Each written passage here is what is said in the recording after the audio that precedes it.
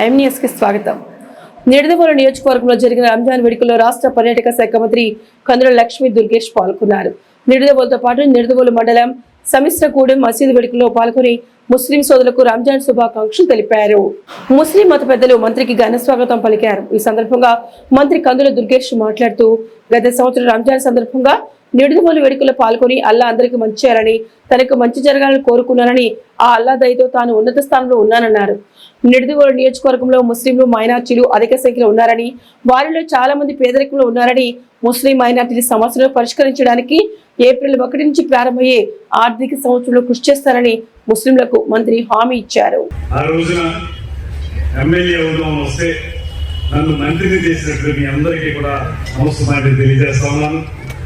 అదేవిధంగా అప్పుడు కూడా రంజాన్కి ఏకైక రావడం జరిగింది. నేను ఆ రోజు వచ్చినప్పుడు మీరు అందరూ చూపించినటువంటి ప్రేమ, ఆ రోజు కూడా నేను కోరుకున్నాను అల్లాహ్కి దువా మా అందరికీ ఉండాలని, ముఖ్యంగా అల్లాహ్ దయ నాకు ఉండాలనేటువంటి మాట ఆ రోజు అంటే అల్లాహ్ నా మొర ఆలకించి నన్ను మంచి పొజిషన్లో పెట్టినందుకు మీ అందరి తరఫున కూడా అల్లాహ్కి నేను ప్రత్యేకంగా నమస్కారం తెలియజేసుకుంటూ, ముఖ్యంగా నిడదవోలు నియోజకవర్గంలో నిడదవోలు పట్టణంలో మైనార్టీ సోదరులు చాలా ఎక్కువ స్థాయిలో ఉన్నారు.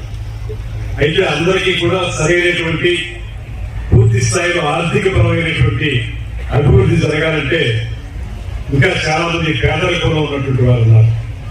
అందరికీ కూడా సరైనటువంటి ప్రభుత్వ పరంగా లభించేటువంటి అవకాశాన్ని ఇవ్వడం కాకుండా అవన్నీ ఏర్పాటు చేస్తూనే మరో పక్కన కొన్ని సమస్యలు ఇక్కడ షాదీకాల విషయంలో కానీ ఈద్గా విషయంలో కానీ మీరు చెప్పినటువంటి అంశాలు నా దగ్గర ఉన్నాయి.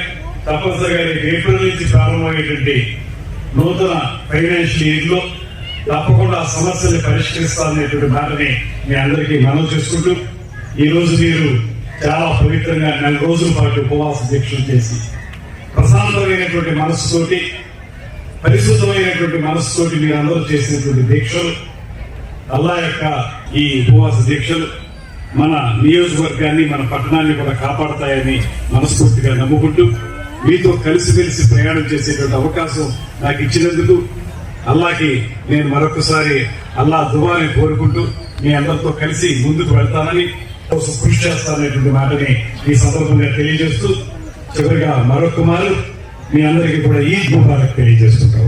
మరిన్ని తాజా వార్తా విశేషాల కోసం ఎంన్యూస్ సబ్స్క్రైబ్ చేయండి, మీ మిత్రులకు షేర్ చేయండి.